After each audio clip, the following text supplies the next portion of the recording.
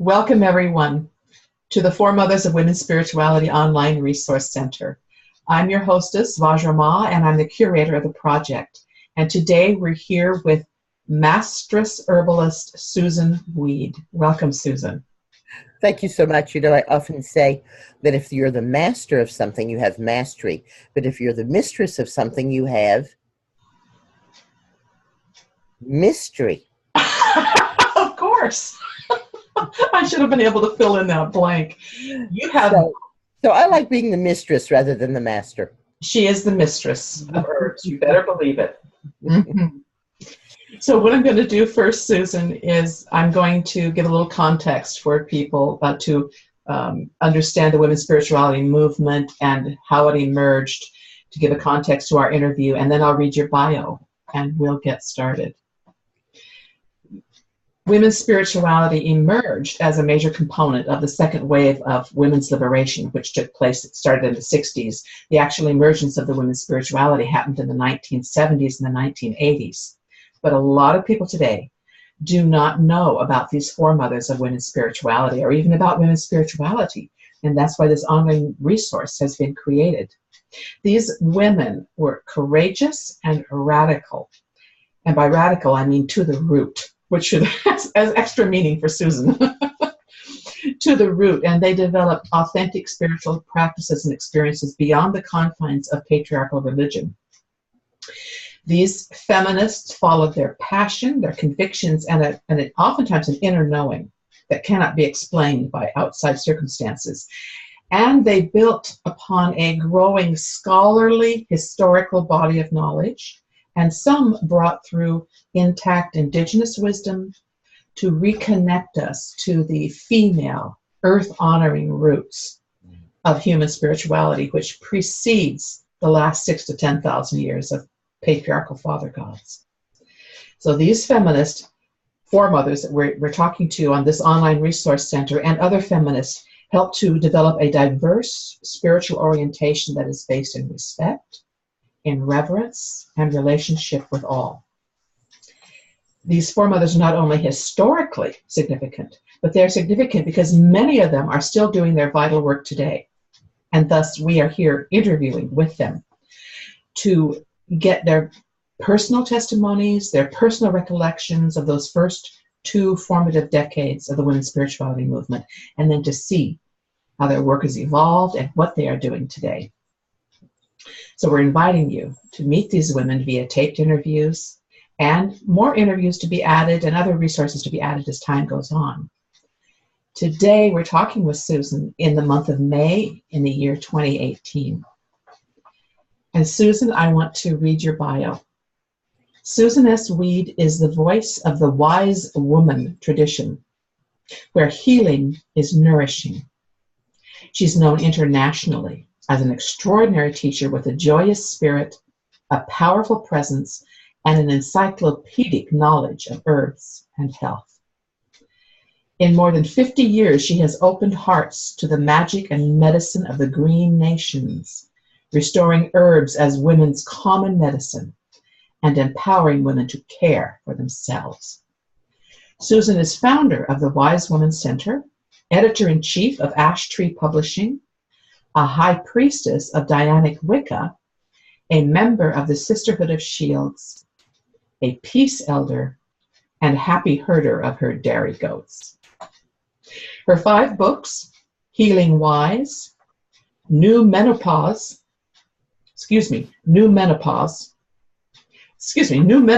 Years, The Wise Woman Way. Right, got it.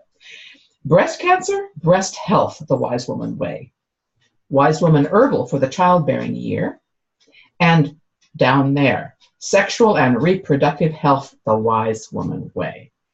They are used by more than 1 million women throughout the world.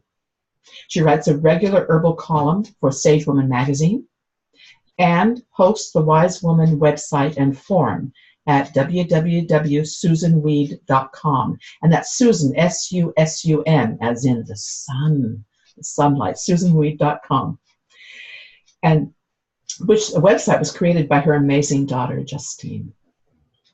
Susun continues to train apprentices, initiate green witches, work with her correspondence course students, and write books, and of course, heal women.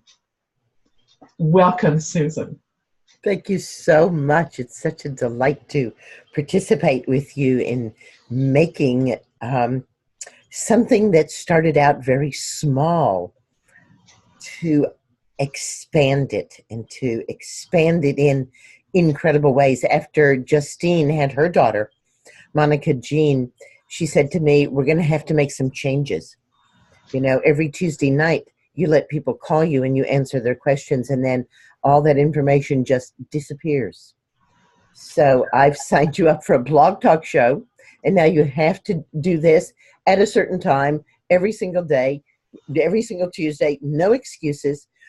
And that blog talk show, anywhere I go in the world, Vajra, people say, because it's a podcast, they say, I listen to you. I've been able to listen to you. So I know that in doing this, that the four mothers of women's spirituality are going to expand what we shared and are sharing across all of these decades. A very clear, a very loud call to women to wake up and claim yourself as the goddess. Beautifully said. Beautifully said. I am all in. I'm all in. I'd like to ask, what drew you to the goddess? You know, in many ways, I can't claim to have had any plan for my life. My life really has very much happened to me. I was at UCLA pursuing my degree in mathematics. I'm very interested in space and computers and artificial intelligence. And UCLA, being a liberal arts college, demanded that I take some, liberal arts classes. So I went to an enormous English 101 class. It was UCLA. There was probably 750 or 800 students in the class. It was in this huge auditorium. And the professor walked on stage, tripping on LSD, and recited Rilke to us.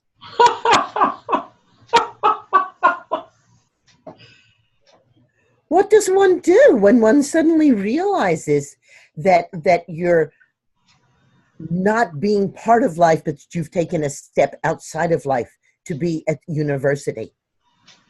And so what I did was to move to New York and pursue LSD. And people say, wait, you're in California and you moved to New York because you were interested in LSD? And I said, yes. It all started at Millbrook. He wasn't Ram Dass yet. Richard Alpert. It was in New York. It was still legal. Fascinating. Yes. So LSD convinced me that all the religions of the world are right. We are one. We are literally one. We are literally the spaciousness that atoms are made of. And through a quantum interchange, we can all function as one. What it takes is for each one of us to be willing to really stand in our divinity, to stand as women, as the goddess. To not let any opportunity go past where we take a break from being the goddess. It's what the planet needs. It's what we need. And so my life, I grew up in Dallas. Suddenly it's the 60s and I'm in the middle of civil rights. And the success of civil rights was basically, power to the black, and you white girls can go find something else to do. And what we found to do was feminism. Yeah. Right? And that feminism tied to my profound experiences, and not just with myself, but I was ingesting LSD. I've taken LSD more than 500 times, and I have guided more than 500 people on trips as well. So it gave me an enormous insight into the human psyche, and to how and why we have deviations from perfect health and what we're doing. And it allowed me to see that not as a problem that had to be fixed, but an interesting puzzle, something that is a gift to us.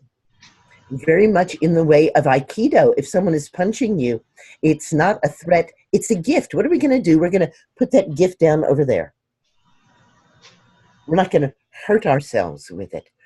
So the ideas and the abilities that I saw that everyone had were carried on these waves of give people their rights, give women their rights. And then, of course, I gathered with other women. We started the Woodlock Women's Center, and we wanted to invite notable people. We got Betty Dodson to come and have orgasms for us. And we invited Zsuzsanna Budapest and got a great crowd out. And Zsuzsanna said to us, if anybody wants to be a witch, come up here and stand in front of me. And I did, along with 2 other women. Aha. Yes, and there were only 2 of us actually who got up and said, I'll be a witch. Let's see, is my sign? Can we read my sign? There's a sign back here that says the witch is in. Uh-huh. Uh-huh. I see part of it, yeah. Yes. The witch is in. There we go. In, exactly. So I really give enormous credit to Zsuzsanna Budapest for putting that word in my mouth so that I understand that a witch is the European word that is the equivalent of the Siberian word shaman, which means woman with drum, woman of power. Mm. And Mary Daly then came and said to us, if you want your power, you have to look for your power in the words that are used against you. Aha. If you want to reclaim your power, here is where your power is hidden. It is hidden in witch, bitch, dyke, and slut. Okay. When you take the powers of the witch, the bitch, the dyke, and the slut, then you are completely immune to anything the patriarchy can call you. Yeah. Right? Again, yeah. It's not something that will hurt us. It's a gift. Oh, thank you for showing me where the power is by using these as the words that you intend to be as weapons and to hurt us. Right. So I was so fortunate to be living my life at the same time that these women were living their lives. And then my daughter moved back to California and became close friends with Vicki Noble's daughter. So here is Vicki being stirred into my pot, and lo and behold, at exactly the same time, as so often happens in human affairs, Vicki Noble is making a tarot deck, and with partners, I'm making a tarot deck called the Amazon Tarot. Yes, yeah. So we had a lot to discuss, a lot to share, and Vicki and I were also swept up into that. If you're going to be a feminist, you might as well be a feminist 100%. And, I tend to be a very dramatic person, and I tend to do things very dramatically in my life. So 100%, what was given to me as 100% was that I became a lesbian, feminist, separatist. For 7 years, I didn't speak to men. Uh-huh. There were no men in my life. I didn't listen to music made by men. I didn't read any words written by men. For 7 years, I steeped myself in women and women's culture, and I was fortunate during this time to be adopted by a Native American woman, Grandmother Yewin O'Toole, she whose voice rides the wind, more popularly known as Grandmother Twyla Nitch. Oh, yes. Took me in to the Wolf Clan of the Seneca Nation, named me Onada, the spirit of the leaf, and eventually asked me to be a peace elder. Mm-hmm. Which for me was such a full circle. You know, my dad kind of was seeing the way that things were going, and so he thought he would enlist and serve his time and be out before war was declared. Didn't quite make it. So he was one of the very first ones let loose.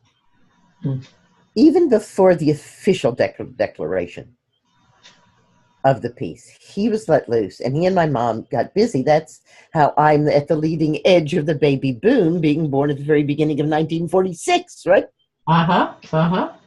And Thank goodness. I think when they were conceiving me, what did the world want? The world wanted peace. Mm-hmm.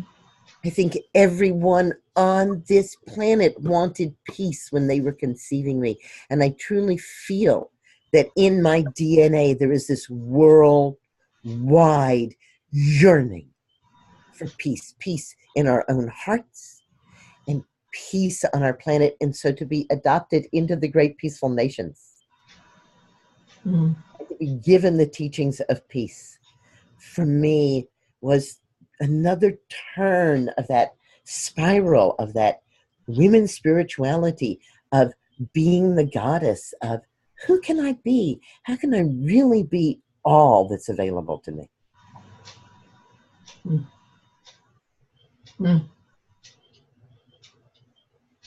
That is so rich. It is, and you're bringing through the um, powers of the plant medicine, which is so much you're a mystery of, mystery of, and the connection, the interconnections and cross pollination, to use the metaphor, of women affecting other women and waking women up. I am fascinated by the 7 years in which you were separatist. What, not many women have experienced that. What was that like? What happened? What did that do to you? One of the things that happened during that time was I built a house. Yeah. And there were only 3 rules for the house. No power tools, done with all hand tools, no synthetics, and no men. Mm-hmm. More than half of the women who helped me with that project went on to build their own houses. Yeah. Because they saw that they could do it. And, you know, I had been on carpentry crews. It wasn't that I was, you know, an innocent of carpentry, but I had always, you know, seen myself as kind of the one who handed the nails or ran the errands and so on. Mm-hmm. And so to really go out and talk to engineers and find out, you know, how big the pieces of wood needed to be in my roof to handle snow load, and what kind of foundation I had to have, which I dug by hand. And Robin Free, I don't know if you ever met her. She was, she and I were lovers, and then she was whisked away from me by a better woman, a better Aquarius, Kay Gardner. And so while I was in, Free was diagnosed with multiple sclerosis. She's still in Woodstock. I still love her and see her every single week. We spend time together. And even at that point, pre-diagnosis, she wasn't like really strong. So while I dug the foundation, she came and read poetry to me and sang to me. And I, you know, you're asking what it was like, and what it's like is that women have a great capacity for loving and accepting whatever is happening. In a way, it is used against us because it's so easy for us to love and accept whatever is happening that we don't feel a need sometimes to stand up and say, enough, I'm not going to take this anymore. We keep thinking, yeah, well, I can cope with this. Yes, well, I can cope with this. And there's a time when we need to say, no, we can't. But what I found in women's community was that women work together. And that a culture that was telling me that I was supposed to be competing with other women was a culture that was poisoning the well. I'd already taken off my high heels and traded them in for beans boots. And my husband was very upset with me about this. I had already burned my bra. Mm-hmm. I had already done a lot of those things because, again, there was this wave that we were carried forward by, right? Mm-hmm. It wasn't like we had to make these things up. Oh, thousands of women were burning their bras. So just go and you know, do this. But the whole ability to carry myself in a way that doesn't say to men, aren't you interested? Mm-hmm. Was something that I could only learn in female company. Yeah. Because so much a part of the culture that how women are to present themselves is as though they want men to be interested. Just a kind of funny little sidelight to this. My granddaughter is now big enough that she can actually buy shoes in the women's department. So now she has not just children's shoes available to her, but grown-up shoes. And she wanted a pair of very high platform shoes. Oh. And my daughter, yes, I know. And my daughter, you know, says, no, they're terrible. You won't be able to work them. And the woman at the shoe store said, I bought them. I wore them once for 5 minutes. They're in the back of my closet. Don't waste your money. Yeah. So she's not just getting it from mom. She's getting it from the woman at the store too. But she says, that's what the girls at Monster High wear. Right. So my daughter says, yes, but the girls at Monster High aren't real girls and they don't have real feet. Anyhow, none of this is getting through to Monica Jean at all. And finally, my daughter says, are you looking for a boyfriend? And Monica Jean, who's 10, going on 11, says, I'm not looking for a boyfriend. And my daughter says, well, if you wear shoes like that, you're looking for a boyfriend. Uh-huh. And Monica Jean said, oh, let's look for some other shoes. Okay. So here it starts, right? Yeah. Here it starts that we have to say to her, you can't just wear these shoes, even if they did feel good, even if they were okay for your feet, because they send a message out to the male half of the population. Yeah. And you need to be aware of what that is and whether or not you actually want to put that message out there. Yeah. Good story. Good one. Yeah. Very skillfully handled. Very skillfully handled. Yeah. Yeah. One of the advantages of being an older mom. Yeah. Yeah.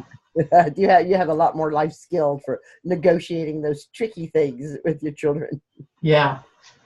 Susan, you mentioned the women that were influential to you. You mentioned Susanna and you mentioned Mary Daly. I know that there are two other women, Jean Shinoda Bolen, and Merlin Stone, that you consider influential. Would you tell us about them and your relationship with them too? Yes, actually, I don't have any direct relationship with Jean, but she's been a tremendous influence in my life. Her book, Goddesses in Every Woman, was the study material for a group of women that I worked with, again, for 7-year cycles. There are 7 goddesses in that book. And so we decided to meet for a week each year, a group of women, and each year would be devoted to a goddess. Mm-hmm. And the week that we met together would be the culmination of that. And we would talk about being the goddess and being with that goddess and seeing that goddess and using that goddess in our lives over that year.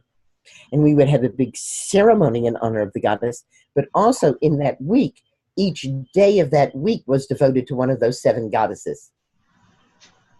So the 7th day was the day of the goddess and the year of the goddess. Mm-hmm. Mm-hmm. So we didn't forget the other ones. It was a lot of focusing in on the goddess. And what came to me from that was that I now ask each one of my apprentices to choose a goddess to be her archetype. Mm-hmm. Also, I want to say that the playing out of that is that I asked them to give a goddess presentation. And that was started by Zhuzhana. Zuzana, um, before traveling became difficult, was out at the Wise Woman Center here in the Catskill Mountains every other year. And one year, quite by surprise, she said to us, "Oh, and after lunch, I would like you," and she pointed at Marie, "to portray the goddess da da da. And you," and she pointed at another woman, "portray the goddess da da da. And you," and she, each one of us, and she gave a goddess. So, needless to say, we were not really focused on lunch. We're like, "Susan, do you have any books?" Well, I distinctly remember the year, and I bet you do too, that there were more goddess books published than I could buy. Mm-hmm. Up until then, it had been a goddess book or two a year. You could easily keep up with them. And then suddenly there was this enormous flood. Well, this was just before that flood. So I went and got the few goddess books I had, and we looked through them, and we went up to our sacred place. I live in a very hilly, rocky area, and this is a flat place, so we call it the Mesa. And we went up there and we presented these goddesses for Zuzana and for each other. And I always say to the apprentices, "Look, I'm just going to let you present your goddess any way you want to. I'm not going to do what Zuzana did with us, which was, oh, no, no, no. Artemis is much fiercer than that. Now, take it from the top again." And Zuzana, of course, being a playwright and loving to direct, really wanted us to get into these goddesses and understood that we didn't have a lot of resource material. So she was like really just feeding it to us as mother's milk. I don't want to sound like I think that she was coming down on us. We didn't feel that. We felt like she was saying, "No, you didn't quite get this goddess. Here, let me tell you more about her, and now try it again." Mm-hmm. And there's so much available now to the women and to the archetypes. And I just wanted to add kind of a funny thing. Most people, of course, looking at me will say, "Well, now what was Susan's archetype?" "Oh, Artemis, of course.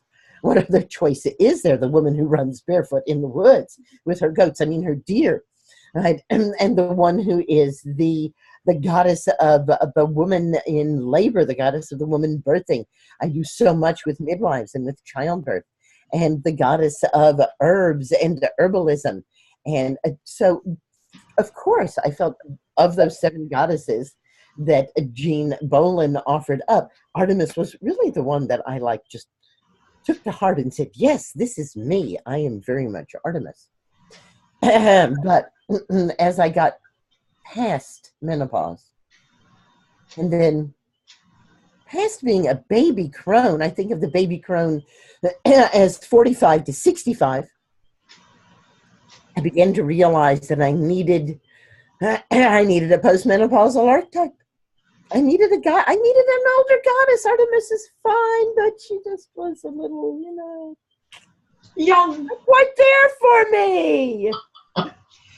And now I absolutely understand that some people didn't say Artemis, they said Baba Yaga. And I am very happy to hold the Baba Yaga archetype.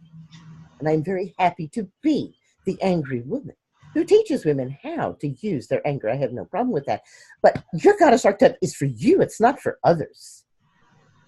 It's not what the world needs. It's what you need. And so I said, all right, you can do that. You can be Baba Yaga for them. But what do you need? Mm-hmm. What do you need for yourself, Susan? And it was kind of hard because it's not somebody that most people would just automatically say, "Oh, yeah, that goddess." And now, of course, we have, the 100,000 goddesses, because we have all the goddesses from India and all the goddesses from Africa and all of the Norse goddesses. And we're just chock-a-block with goddesses. We just don't have these 7 Roman and Greek goddesses. We've got goddesses now from everywhere. But still in all, it required just a little bit of, step up into that power and claim that your goddess archetype for the rest of your life is somebody who wears a headband. Uh-huh. There are 7 rays extending from her headband. And somebody who says, "Come, I can take care." Yes, the Statue of Liberty is my goddess archetype. Uh-huh. Uh-huh. Aha. She is the goddess, isn't she? She is the goddess right there on the shores of the United States. Yeah. Right. And I love that the money for shipping her to the United States was money collected from school children.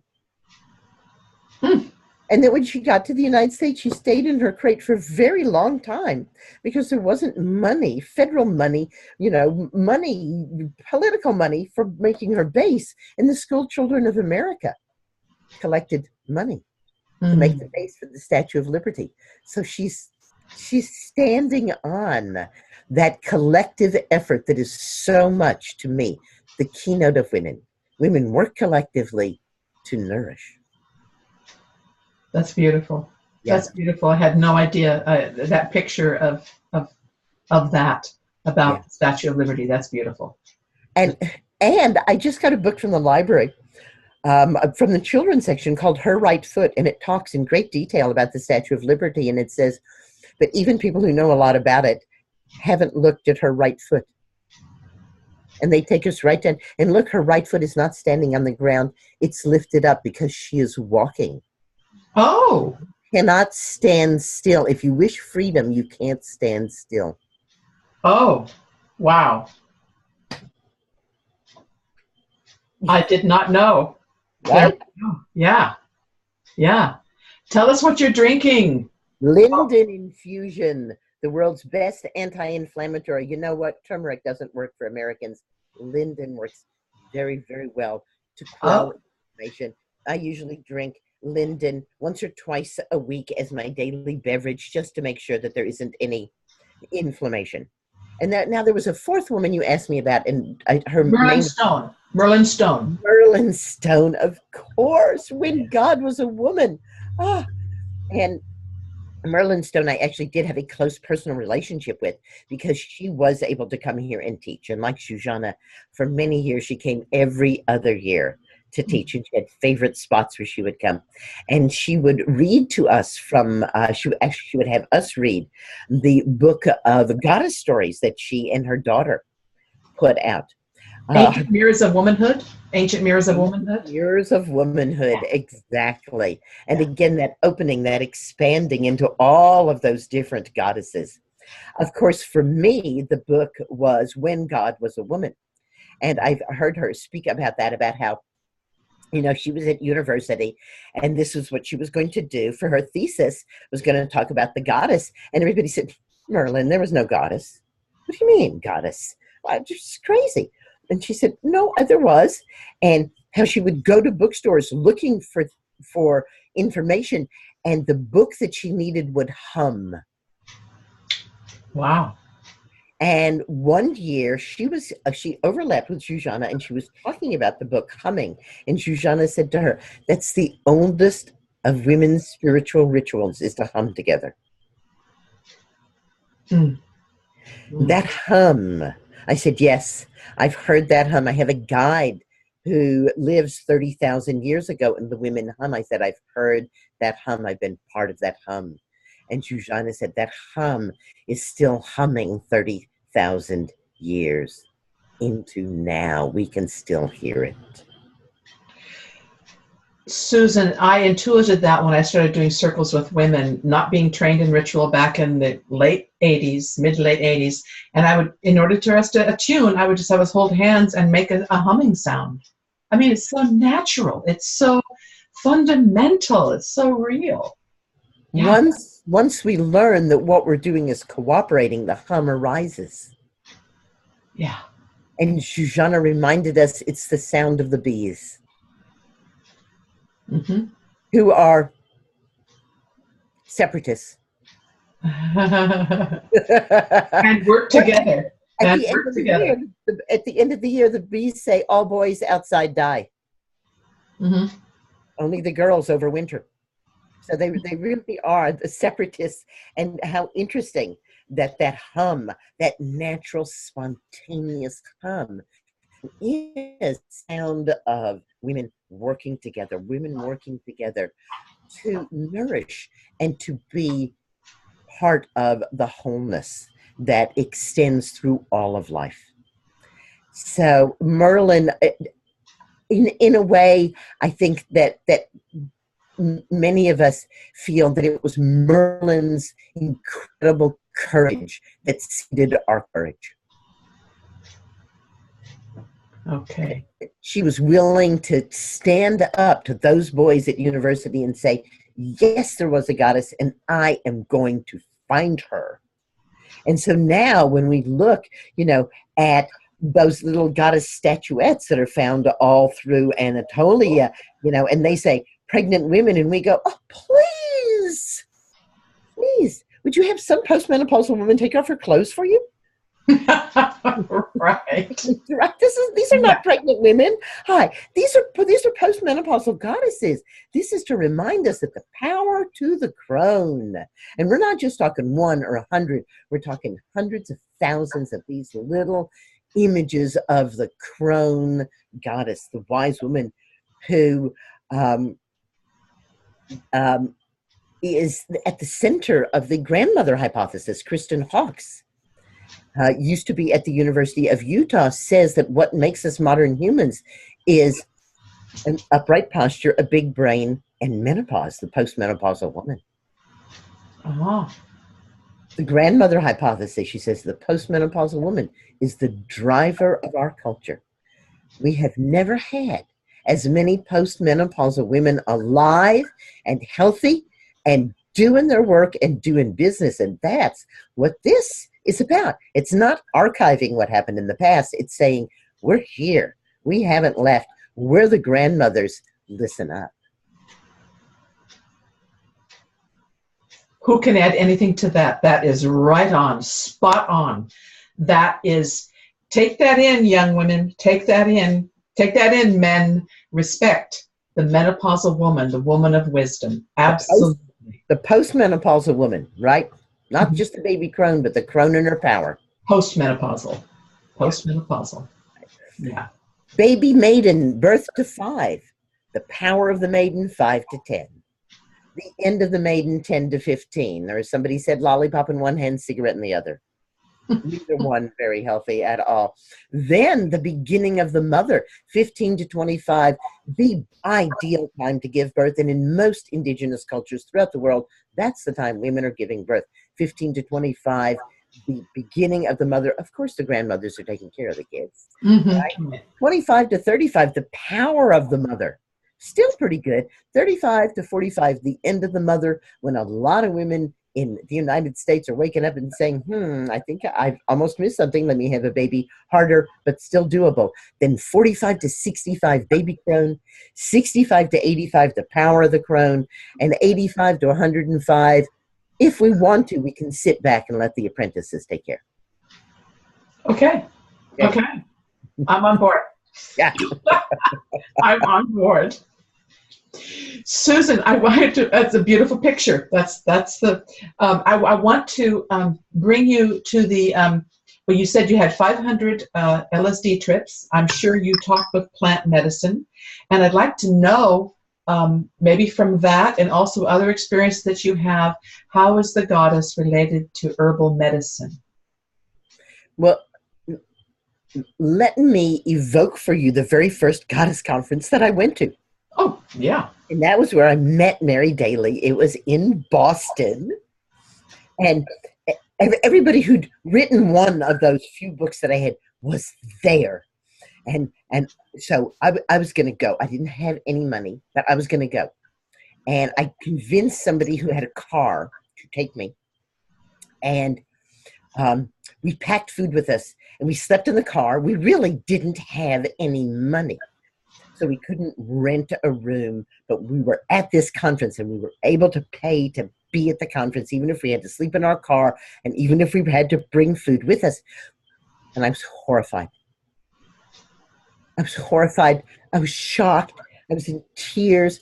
These women that I looked up to, these women that I honored, these women who were talking about being the goddess were eating coffee and donuts for breakfast. Uh-huh. And fast food for lunch. Uh-huh. They were not treating themselves as the goddess. They weren't taking care of themselves. I said, how can this be? Uh-huh. And it really was right there that I saw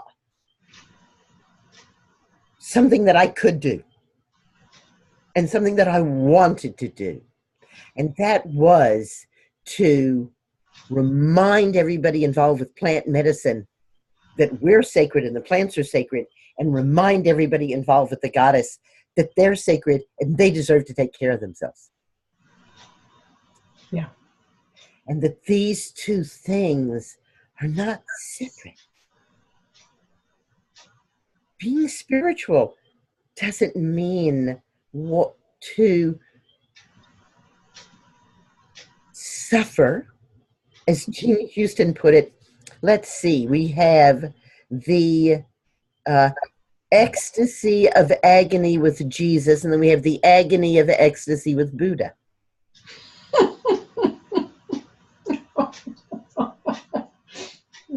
The woman's way is not to get there by suffering. The woman's way is not to restrict and say, no sex, no meat, no fun. The woman's way is all acts of pleasure and beauty are in honor of me. Yeah. You want to find the goddess, you better be having a good time. You better be treating yourself well.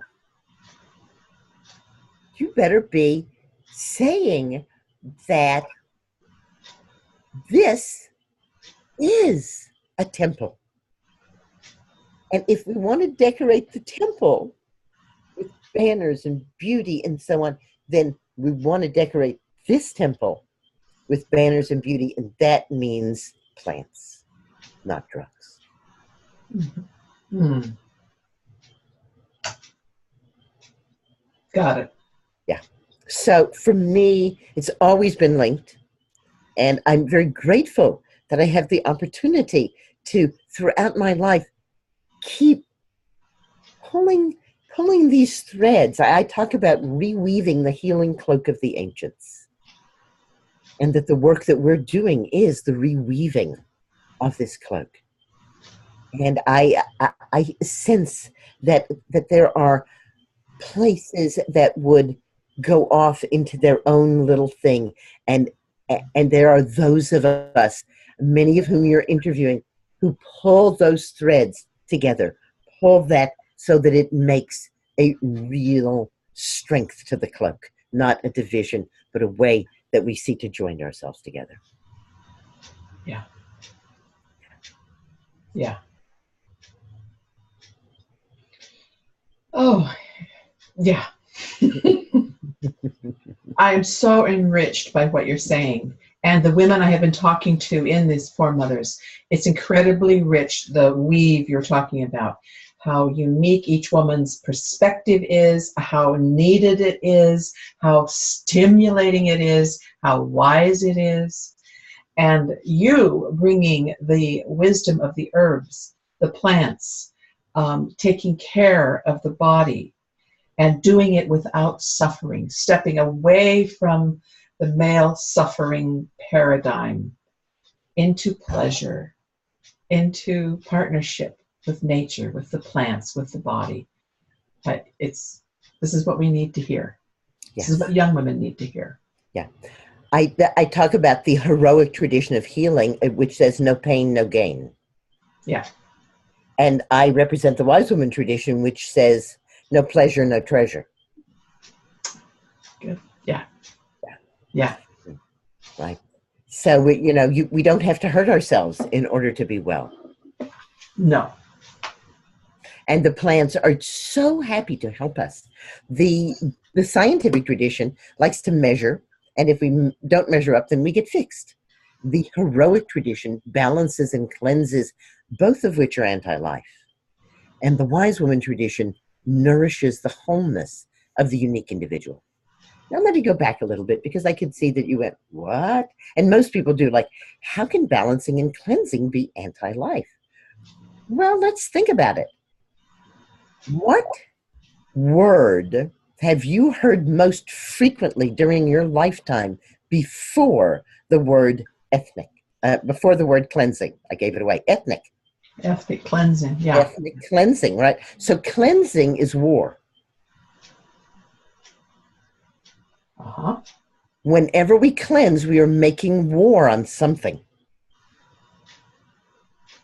And I'm for peace. So I'm against cleansing. Not only that, it doesn't work. Let me give you my favorite example. We all remember that horrible Exxon oil spill up in Alaska. I Mm-hmm. was teaching in Alaska about 9 or 10 years after that, and I said, "Can I go see that? Can I go see where that oil spilled?" They said, "Well, you could, Susan, but you'd have to um, drive to here, and then you'd have to take a train, and then at the train terminus, you'd have to get in a kayak, and you'd have to be like out on the ocean in a kayak." And I said, "Sign me up for it. I love ocean kayaking. Let's go." So off we went on this great adventure. And I'm sure that you also remember the pictures of cleaning. They cleaned animals and they cleaned the beaches with soap and hot water.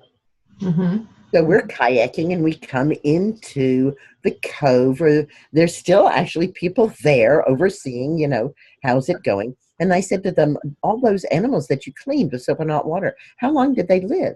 And they said, 2 or 3 days. Oh. Well, because of course those are very cold waters, and those animals are protected by an inner layer of oil that their fur, their feathers produces. I had a sick goose once, and it took that goose months to get that inner oil back. Whenever it would rain, I'd have to take the goose in and dry it off with a towel.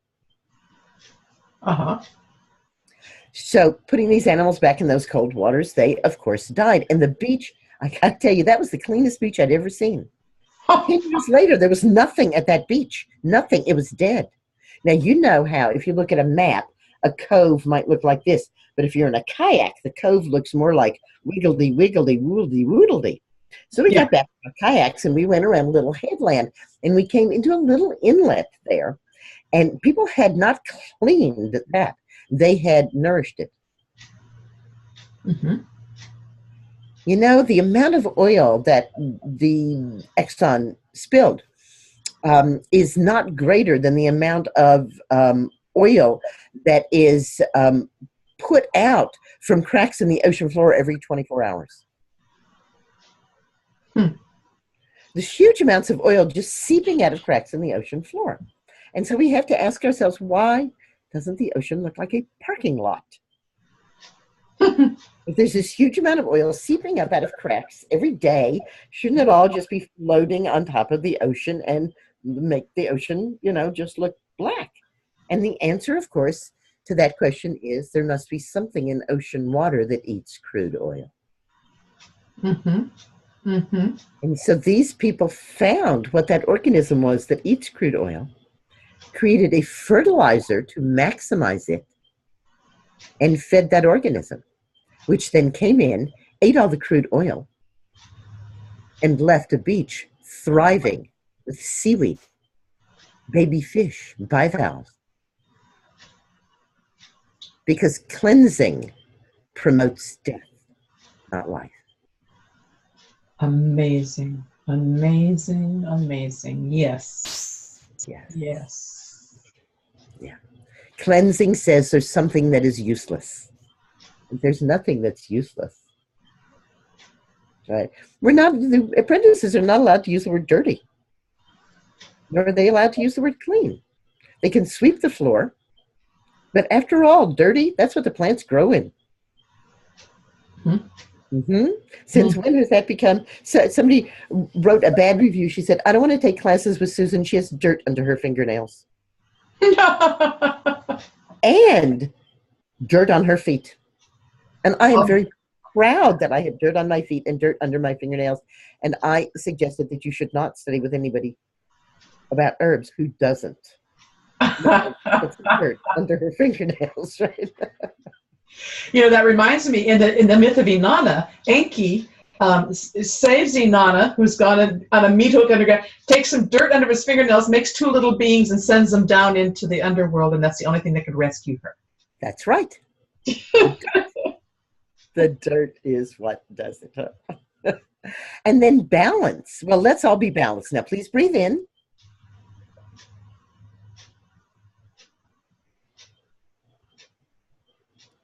Oh, I did not say you could breathe out. Now you're unbalanced again. Balance, you see, is the opposite of life. Life is about movement. Even the Statue of Liberty is moving. If we want freedom, we have to keep moving. Yeah. So life is movement. Life is in the the words of E.O. Wilson, one of the smartest men ever.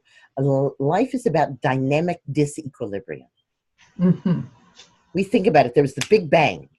And the Big Bang, all of time, all of space, and all of matter were evenly distributed. And there we would still be. Balanced and evenly distributed, except about 0.00004 millionths of a second into this, there was a perturbation, and that perturbation caused a spiraling movement in space-time, which has resulted in stars, planets, galaxies, life. Balance is anti-life. Yeah.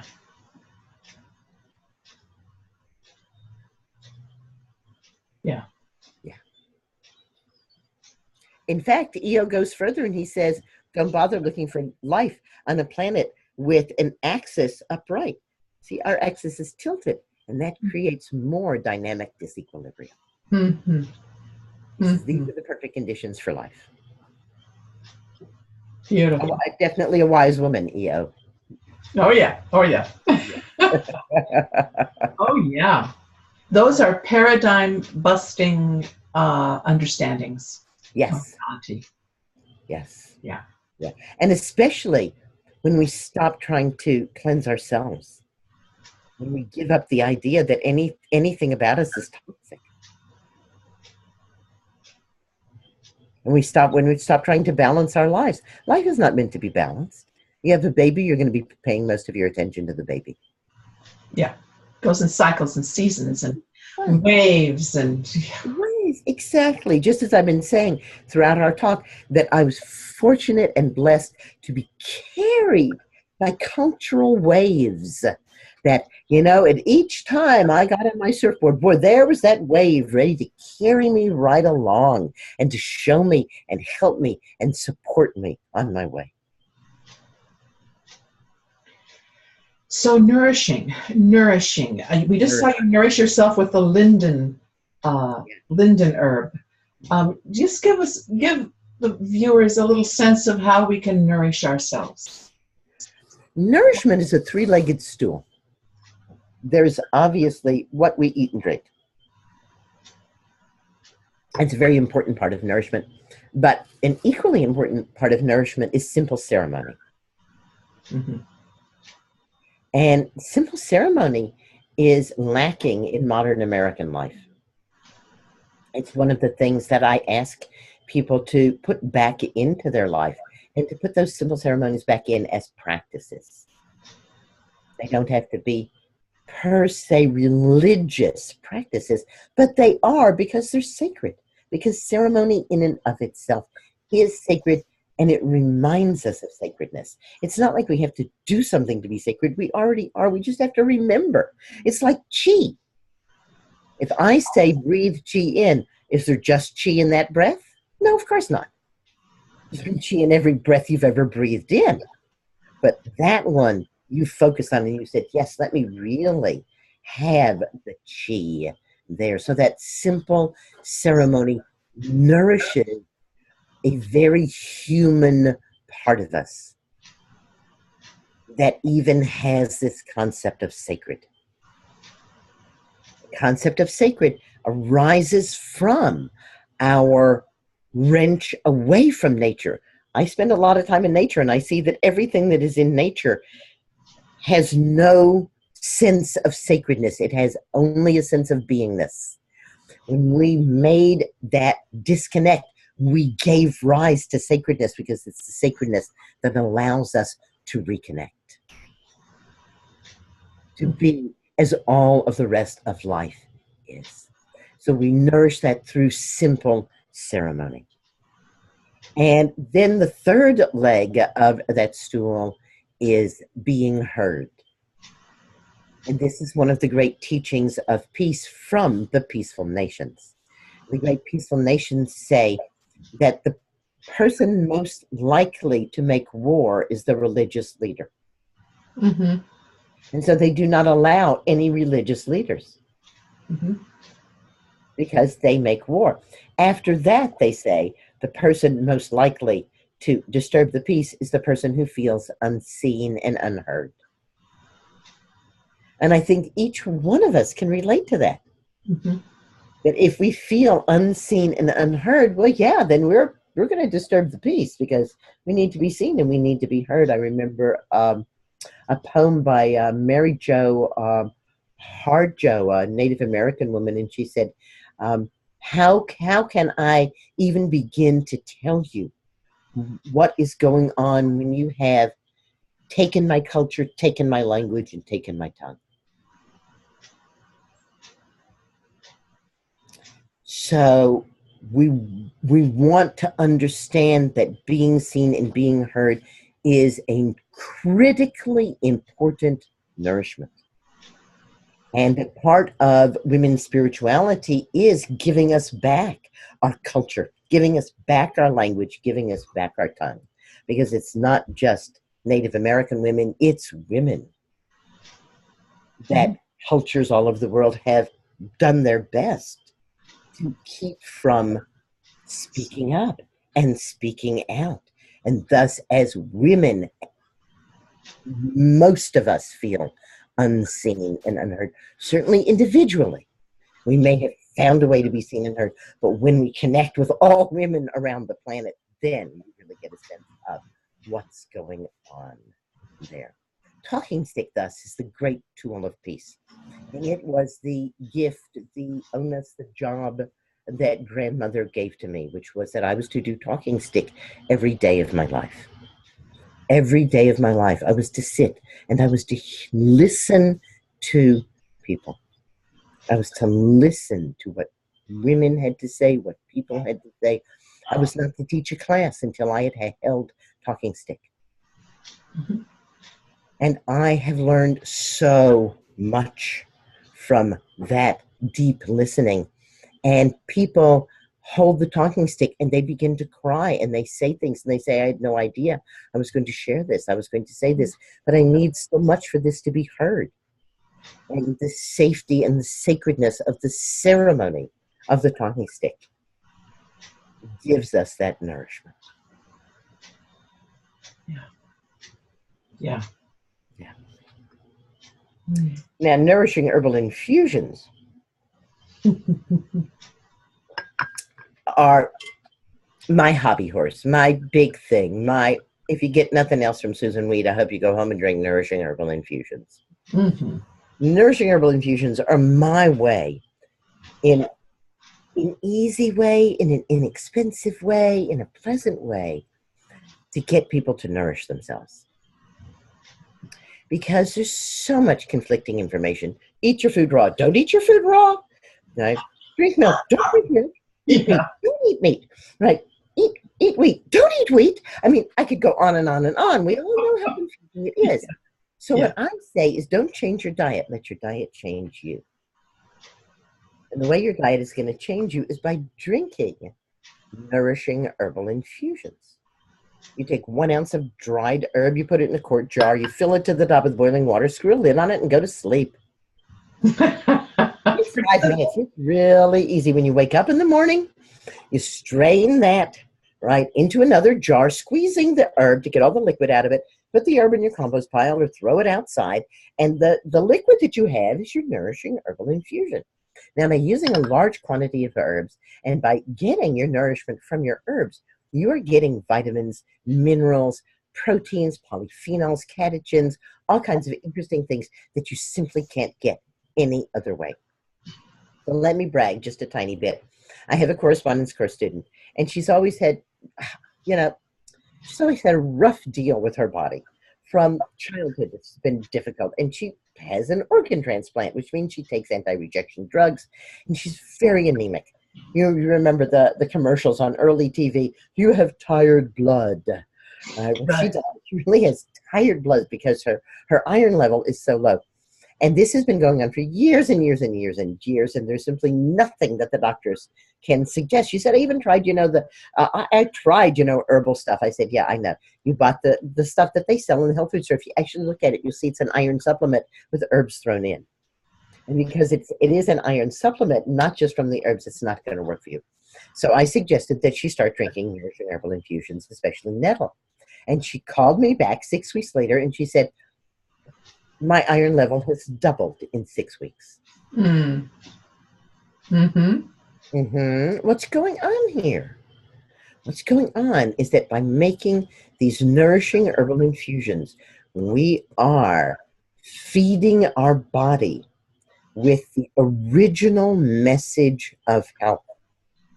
I have looked at a lot of different traditions of sacredness, and great many of them start off by saying that humans were created in the image of perfection, in the image of the Creator, that Creator was making something like Creator.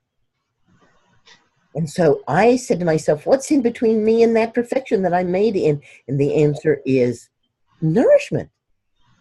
You came to the Wise Woman Center, and I said, oh, Vajra, we have so many people coming to see you. I don't think I have enough seating. Will you help me make some? You said, well, sure.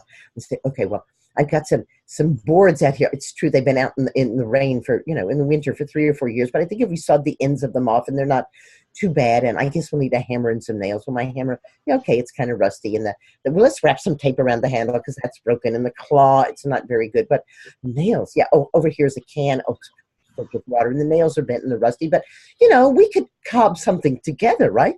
This is how most people eat. This is how most people eat. The nourishing herbal infusions are your credit card. I say, hey, Vajra, we need some seating. Will you go to the big box store? Here's my credit card. Come on with some seating. You're going to get something beautiful, aren't you? You're going to make it great. Credit card to your body. Eat anything you're already eating. Start drinking your nourishing herbal infusions. And soon you will be like the apprentice Belinda, who said to me, after being here 10 days, and I don't allow the apprentices to drink anything except nourishing herbal infusion. And she said, talking stick, 10 days after being here, she says, I hate you. Well, I was very happy to hear that, in fact, because she's a shamanic apprentice. And the shamanic pattern is pretty clear, world round. Oh, you're so wonderful, the false positive transference. Oh, you're so awful, the false negative transference. Oh, I see. You're a person. And you have something you can share with me. The truth. Positive. So they have to go through the hating me. They have to transfer all the stuff they hate about themselves onto me. I have to be large enough, strong enough to bear all of that and all of their hatred. So here's Belinda, 10 days. I'm thinking, she is doing fast work. I like this apprentice. She already hates me. Good going. I wonder what she hates me about. And of course, she's going to tell me a whole lot about where we're going together. And she says, I hate you because you made my M&Ms taste bad.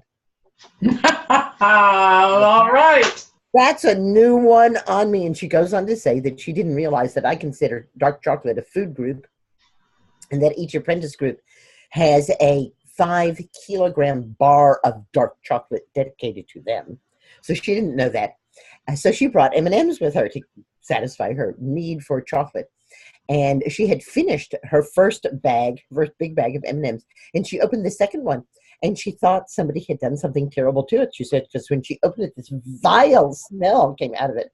She couldn't stand the smell at all. And so she tried holding her nose and putting some of them in her mouth, and she said her mouth went and spit them out. Wow. And so she came to talk me stick, and she said, you've ruined M&Ms for me. My body will no longer tolerate them. Don't change your diet. Let your diet change you. Start by drinking nourishing herbal infusions. See what happens. You can go to YouTube. I have over 250 YouTubes of me working with plants and working with nourishing herbal infusions. I also have a course on nourishing herbal infusions, a video course at teachable.com. And of course, I talk about nourishing herbal infusions in all of my books. Lots of ways to learn about the best way to nourish yourself, nourishing herbal infusions. You're making me thirsty. I want some of that. Gonna go home and make some. Oh, thank you. You're welcome. Love to share. Susan, that's absolutely life-changing.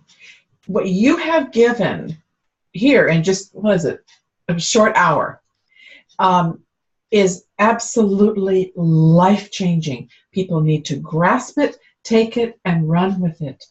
You know, to dislodge from the medical profession, from the untruths, and to step into this simple paradigm, the wise woman way. It's invaluable. It's invaluable. Thank you. Green blessings are everywhere. One of my goals is to restore herbal medicine to its rightful place as people's medicine. It's the medicine of the people. It's the medicine of women. It's the medicine of children. It's right outside your door. Yeah. Perhaps we've come to the closing. I think we have come to a beautiful combination of our time together here. Yeah. I am so grateful for your work. 1 million women around the world with your books. It needs to explode even beyond that and beyond, and may it do so. Thank you. I'm working on a new book called Abundantly Well, and we're really hoping that this one will wind up in doctors' offices, because it's going to offer a lot to everybody. One of the things that people often expect is that I'm somehow against modern medicine. Actually, I work and have always worked with integrative care. I just had the husband of my best friend who did 3 months of radiation treatment, including chemotherapy every 3 weeks, and the doctors and nurses said they've never seen anybody get through it as healthy as he has, and he did not need many of the things that they usually use. And what really astonished them was white blood cells, great. Red blood cells, great. Minerals, fabulous. And you know why. All right. All right. Thank you so much. People, you can connect with Susun Weed's work, susunweed.com. And from there, you can get her books, you can get her workshops, you can go to her Wise Woman Center. It's all there waiting for you. So green blessings to all of you. Thank you for joining us. Thank you, Susan. Blessed be.